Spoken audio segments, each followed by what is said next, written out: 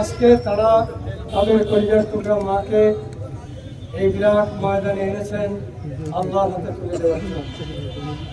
আমরা সকলে তাদের সাথে দাঁড়িয়েছি, তাদের সঙ্গে দাঁড়িয়েছি, সহমর্মী হয়ে সহযোগী হয়ে আল্লাহর কাছে ফরিয়াদ জানাই যে আল্লাহ আপনি আমাদের এই নেককার মাকে কবুল করুন। আমিন। সম্মানিত ভাইরা, আল্লাহ রাব্বুল আলামিন বলেন ইন্নাল্লাযীনা তাতাওয়াফাহুমুল মালায়েকাতু তায়িবিন ইয়াকুলুনা সালামুন আলাইকুম। যখন কোনো মানুষ, নারী হোক বা পুরুষ হোক, নেক জীবন যাপন করে, নেক আমল করতে থাকে, সেই অবস্থায় মৃত্যুবরণ করে, তাকে যখন কবরে রাখা হয়, ফেরেশতারা এসে তাকে সম্মান জানায়। ফেরেশতারা বলেন আসসালামু আলাইকুম। আল্লাহ তাবারক তাআলার কাছে ফরিয়াদ জানাই আমাদের এই খালাম্মাকে ফেরেশতাদের এই সালাম শোনার সৌভাগ্য দান করুন। ফেরেশতারা বলবেন উদখুলুল জান্নাতা বিমা কুনতুম তা'মালুন। আপনি দুনিয়ায় যে নেক আমল করতেন, সৎ কাজ করতেন, তার বিনিময়ে জান্নাতে প্রবেশ করুন। আল্লাহর কাছে ফরিয়াদ জানাই আল্লাহ যেন খালাম্মাকে এই ঘোষণা শোনার সৌভাগ্য দান করেন। আমিন। প্রিয় ভাইরা, আল্লাহ তাআলা তাকে বয়স দিয়েছিল প্রায় 82 বছর বয়স, 85 বছর বয়স। তিনি যথেষ্ট বয়স পেয়েছেন।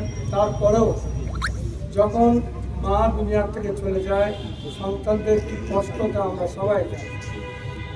আল্লাহ তাআলার কাছে ফরিয়াদ করি আল্লাহ এই খালাম্মা কোরআনের পাঠিকা ছিলেন, কোরআনের দিকে মানুষকে ডাকতেন আজীবন।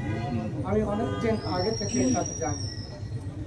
আল্লাহ তাআলার কাছে ফরিয়াদ জানাই তার সারা জীবনের নেক আমলকে আপনি কবুল করে দিন। আমিন।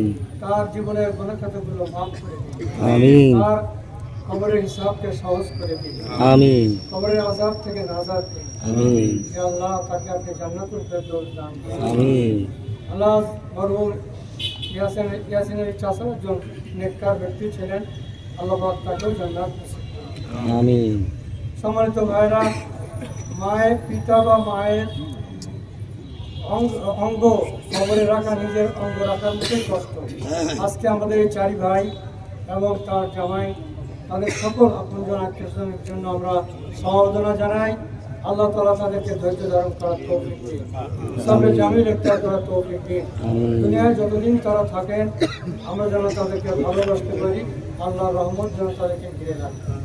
আর এই জানাজায় আমরা যারা এসেছি, আমাদেরও পিতামাতা দুনিয়ার থেকে চলে গেছে। হে আল্লাহ, যাদের পিতামাতা চলে গেছে আপনি তাদেরকে মাফ করুন। আসসালামু আলাইকুম।